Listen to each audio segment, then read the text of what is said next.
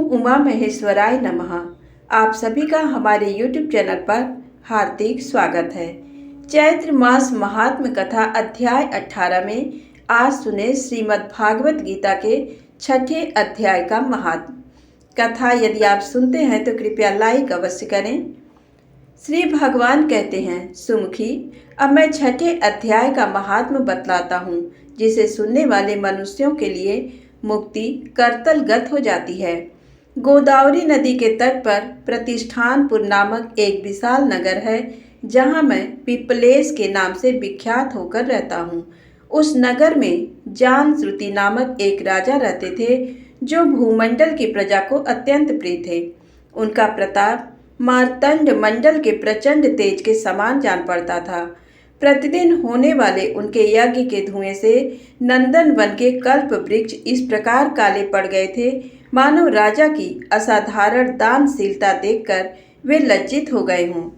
उनके यज्ञ में प्राप्त पुरोडास के रसास्वादन में सदा आसक्त होने के कारण देवता लोग कभी प्रतिष्ठानपुर को छोड़कर बाहर नहीं जाते थे। उनके दान के समय छोड़े हुए जल की धारा प्रताप रूपी तेज और यज्ञ के धुओं से पुष्ट होकर मेघ ठीक समय पर वर्षा करते थे। उस राजा के शासनकाल में इन तीनों खेती में होने वाले 6 प्रकार के उपद्रवों के लिए कहीं थोड़ा भी स्थान नहीं मिलता था और अच्छी नीतियों का सर्वत्र प्रसार होता था। वे बावली, कुएं और पोखरे खुदवाने के बहाने मानो प्रतिदिन पृथ्वी के भीतर की निधियों का अवलोकन करते थे। एक समय राजा के दान, तप, यज्ञ और प्रजा पालन से संतुष्ट होकर स्वर्ग के देवता उन्हें कर देने के लिए आए। वे कमलनाल के समान उज्जवल हंसों का रूप धारण कर अपनी पांखें हिलाते हुए आकाश मार्ग से चलने लगे। बड़ी उतावली के साथ उड़ते हुए वे सभी हंस परस्पर बातचीत भी करते जाते थे। उनमें भद्राश्व आदि 2-3 हंस वेग से उड़कर आगे निकल गए। तब पीछे वाले हंसों ने आगे जाने वालों को संबोधित करके कहा, अरे भाई भद्राश्व, तुम लोग वेग से चलकर आगे क्यों हो गए? ये मार्ग बड़ा दुर्गम है, इसमें हम सबको साथ मिलकर चलना चाहिए। क्या तुम्हें दिखाई नहीं देता? ये सामने ही पुण्य मूर्ति महाराज जानश्रुति का तेज पुंज अत्यंत स्पष्ट रूप से प्रकाशमान हो रहा है। उस तेज से भस्म होने की आशंका है, अतः सावधान होकर चलना चाहिए। पीछे वाले हंसों की बातें सुनकर आगे वाले हंस हंस पड़े और उच्च स्वर से उनकी बातों की अवहेलना करते हुए बोले, अरे भाई, क्या इस राजा का तेज ब्रह्मवादी महात्मा रैरव के तेज से भी अधिक तीव्र है? हंसों की ये बातें सुनकर राजा जानश्रुति अपने ऊंचे महल की छत से उतर गए और सुखपूर्वक आसन पर विराजमान हो अपने सारथी को बुलाकर बोले, जाओ महात्मा रैरव को यहाँ ले आओ। राजा का ये अमृत के समान वचन सुनकर मह नामक सारथी प्रसन्नता प्रकट करता हुआ नगर से बाहर निकला। सबसे पहले उसने मुक्तिदायिनी काशीपुरी की यात्रा की, जहाँ जगत के स्वामी भगवान विश्वनाथ मनुष्यों को उपदेश दिया करते हैं। उसके बाद वह गया क्षेत्र में पहुंचा, जहाँ प्रफुल्ल नेत्रों वाले भगवान गदाधर संपूर्ण लोगों का उद्धार करने के लिए निवास करते हैं। तदनंतर नाना तीर्थों में भ्रमण करता हुआ सारथी पापनाशनी मथुरापुरी में गया। ये भगवान श्री कृष्ण का आदि स्थान है, जो परम महान एवं मोक्ष प्रदान करने वाला है। वेद और शास्त्रों में वह तीर्थ त्रिभुवनपति भगवान गोविंद के अवतार स्थान के नाम से प्रसिद्ध है। नाना देवता और ब्रह्मंस उसका सेवन करते हैं। मथुरा नगर कालिंदी के किनारे शोभा पाता है। उसकी आकृति अर्धचंद्र के समान प्रतीत होती है। वह सब तीर्थों के निवास से परिपूर्ण है। परम आनंद प्रदान करने के कारण सुंदर प्रतीत होता है। गोवर्धन पर्वत के होने से मथुरा मंडल की शोभा और भी बढ़ गई है। वह पवित्र वृक्षों और लताओं से आवृत है। उसमें 12 वन हैं। वह परम पुण्यमय तथा सबको विश्राम देने वाले श्रुतियों के सारभूत भगवान श्री कृष्ण की आधार भूमि है।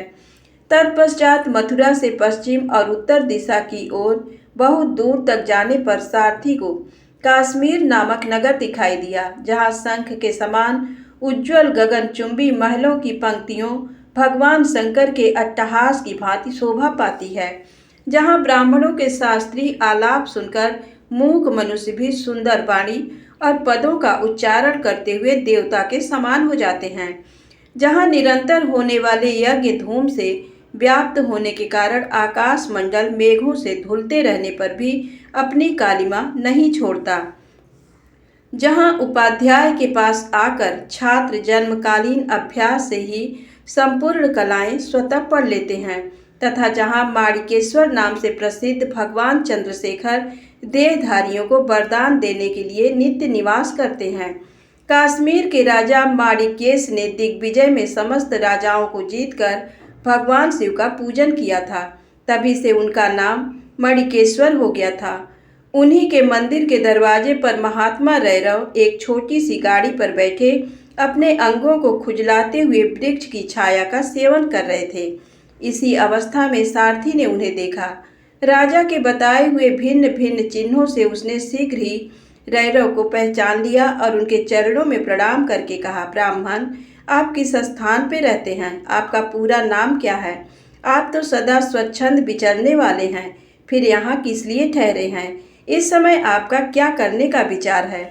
सारथी की यह वचन सुनकर परम आनंद में निमग्न महात्मा रैक्व ने कुछ सोचकर उससे कहा, यद्यपि हम पूर्ण काम हैं, हमें किसी वस्तु की आवश्यकता नहीं है, तथापि कोई भी हमारी मनोवृत्ति के अनुसार परिचर्या कर सकता है। रैक्व के हार्दिक अभिप्राय को आदरपूर्वक ग्रहण करके सारथी धीरे से राजा के पास चल दिया। वहां पहुंचकर राजा को प्रणाम करके उसने हाथ जोड़ सारा समाचार निवेदन किया। उस समय स्वामी के दर्शन से उसके मन में बड़ी प्रसन्नता थी। सारथी के वचन सुनकर राजा के नेत्र आश्चर्य से चकित हो उठे। उनके हृदय में रैक्व का सत्कार करने की श्रद्धा जागृत हुई। उन्होंने 2 खच्चरियों से जुती हुई एक गाड़ी लेकर यात्रा की, साथ ही मोती के हार, अच्छे अच्छे वस्त्र और 1 सहस्र गौवें भी ले ली। कश्मीर मंडल में महात्मा रैक्व जहाँ रहते थे, उस स्थान पर पहुंचकर राजा ने सारी वस्तुएं उनके आगे निवेदित कर दी और पृथ्वी पर पड़कर साष्टांग प्रणाम किया। महात्मा रैक्व अत्यधिक भक्त के साथ चरणों में पड़े हुए राजा जानश्रुति पर कुपित हो उठे और बोले, रे शूद्र, तू दुष्ट राजा है, क्या तू मेरा वृत्तांत नहीं जानता?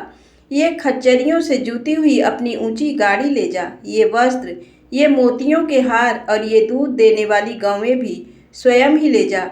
इस तरह आज्ञा देकर रैक्व ने राजा के मन में भय उत्पन्न कर दिया। तब राजा ने साप के भय से महात्मा रैक्व के दोनों चरण पकड़ लिए और भक्तिपूर्वक कहा, ब्राह्मण, मुझ पर प्रसन्न होइए।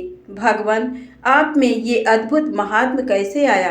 प्रसन्न होकर मुझे ठीक ठीक बताइए। रैक्व ने कहा, राजन, मैं प्रतिदिन गीता के 6ठे अध्याय का जप करता हूँ। इसी से मेरी तेजो राशि देवताओं के लिए भी दुस्सह है।